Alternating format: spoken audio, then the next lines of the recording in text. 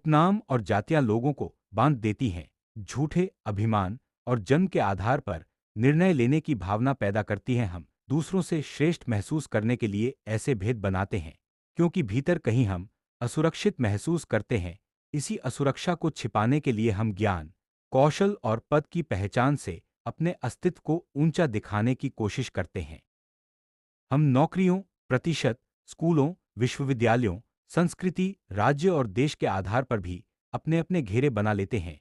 और जब कोई व्यक्ति हमारे बनाए हुए मानसिक चेहरे या छवि को संतुष्ट नहीं करता, तो हमें खतरा महसूस होता है। हम विरोध करते हैं, झगड़ते हैं, छिप जाते हैं या सही समय आने पर अपने आप को साबित करने की कोशिश करते हैं।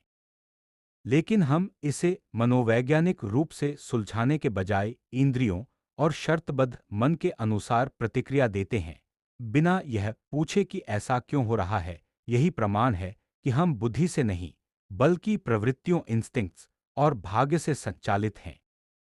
हम यह नहीं समझते कि प्रश्न करने, सीखने और संघर्ष करने की क्षमता भी समय, भाग्य, पूर्व संस्कारों और यहाँ तक कि हमारी आनुवंशिकता से उत्पन्न होती है। फिर भी इसका अर्थ यह नहीं कि हम वास्तव में भिन्न हैं। हाँ, हम जैविक और मानसिक स्तर पर अलग अलग हैं, परंतु इन भेदों से परे हम समान हो सकते हैं। एक शारीरिक रूप से संपूर्ण व्यक्ति यदि अपने सामर्थ्य को न जाने तो अज्ञानी रह सकता है, जबकि जो जैविक रूप से कमजोर है पर यह मानता है कि वह कर सकता है, वह उससे कहीं अधिक सक्षम बन सकता है।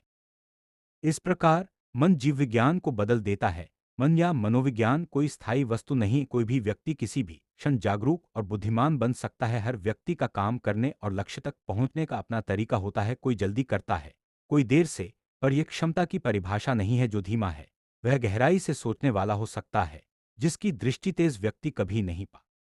जीवन केवल जीवित रहने के लिए नहीं, जानने के लिए है। अस्तित्व में कोई बाध्यता नहीं है, सब कुछ एक विकल्प है, यहां तक कि मृत्यु भी। परंतु जीवन कोई आकस्मिक घटना नहीं है, यह करोड़ों वर्षों की दीर्घ विकास प्रक्रिया, इवोल्यूशनरी प्रोसेस का परिणाम है। एक अत्यंत दुर्लभ संभावना जो शायद दोबारा वैसे कभी घटित न हो। यदि ये नष्ट हो जाए तो इसे उसी रूप में पुनः रचा नहीं जा सकता। न वह व्यक्ति, न उसके अनुभव, न उसकी चेतना फिर से वैसे ही जन्म ले सकते हैं। तो फिर इतनी दुर्लभ और अद्वितीय देन को व्यर्थ क्यों जाने दें? जीवन को अपनाओ, क्योंकि यह किसी आकस्मिक सृजन का नहीं, बल्कि अनादिकाल की कृपा और विकास की परिणति का फल है।